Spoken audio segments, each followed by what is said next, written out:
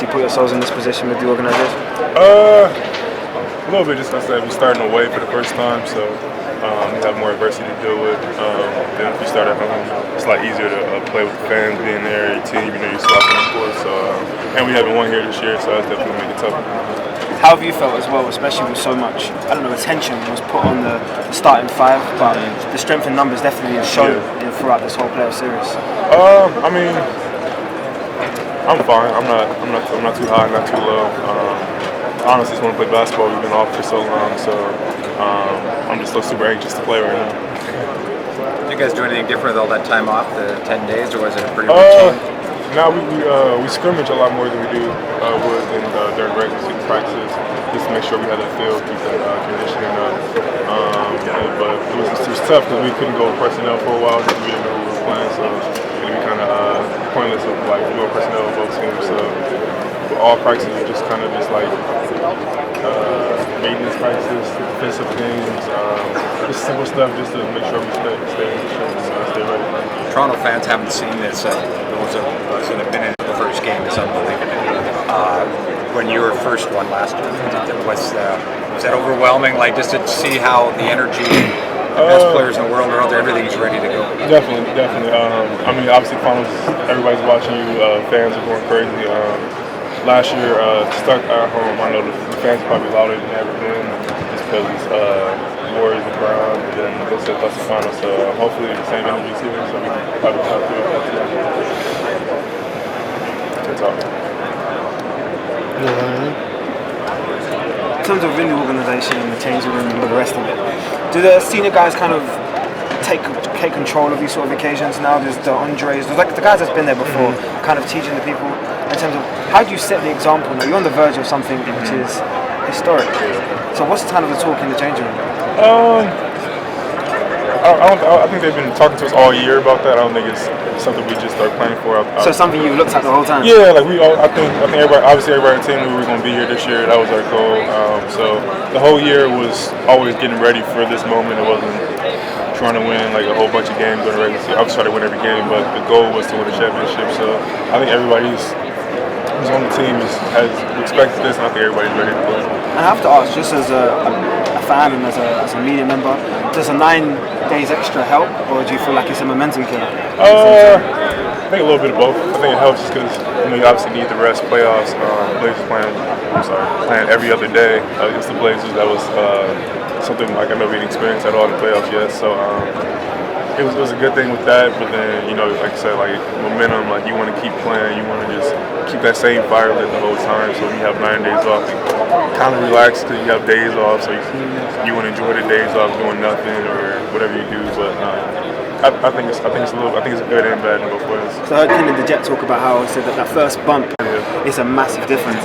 Is there that massive intensity difference? No. I mean, you train with Draymond, so yeah, no. And I think this team has experienced that. I think 2 years ago, like when they swept everybody in the first 3 rounds, they had a long break too. So I think the vets who were there before, they've been making sure we've been staying ready. We've been scrimmaging. Some of the young guys, we had our own little scrimmage just to make sure we were right for the finals.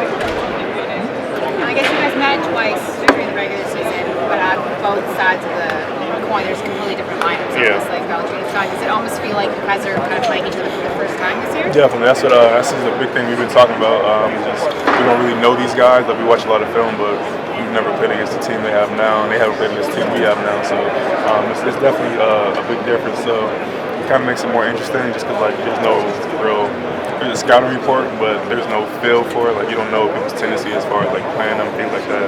And Mark Gasol isn't the same person that he was in Memphis, and a whole bunch of people like that, and different roles they have now. So I think it'll be very fun. I think it makes it interesting, kind of like a pickup game almost to say.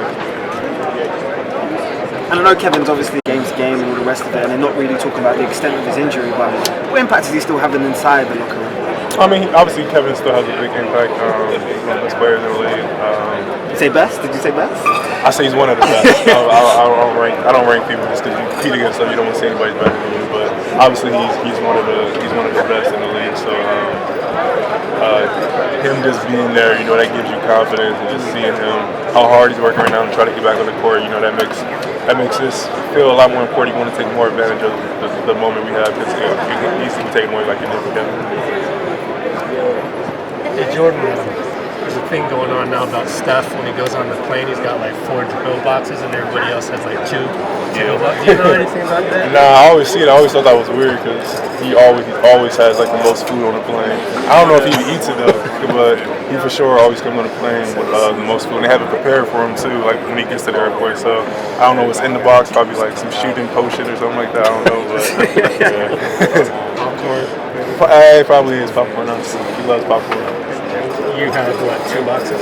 I always get my pancakes, my waffles, and then I have my little omelet with a couple sides of bacon. And what about the impact of Drake? I know obviously Drake's been animated on the sideline. His songs, right? So he ain't put me in the song yet. I hope he does good, but I don't think any of us are affected like that. I think that's more of a media thing. Like to me, he's just being a normal fan. He just happens to also be Drake, and they had cameras on him 10 times in the game. So I don't think it's gonna be affected. Like we were playing watching Giannis, and Drake was yelling at Giannis. He walked right by me, acknowledged him. So I think if you're a hooper, the only place you're worried about is between these 4 lines. of course.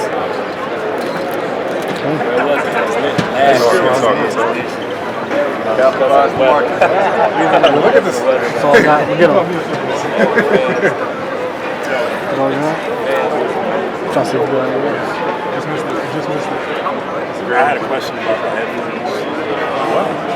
You good? How are you doing? Thanks, JB. I got one. I'm sorry. All right, you want to wrap up? Grab some seats.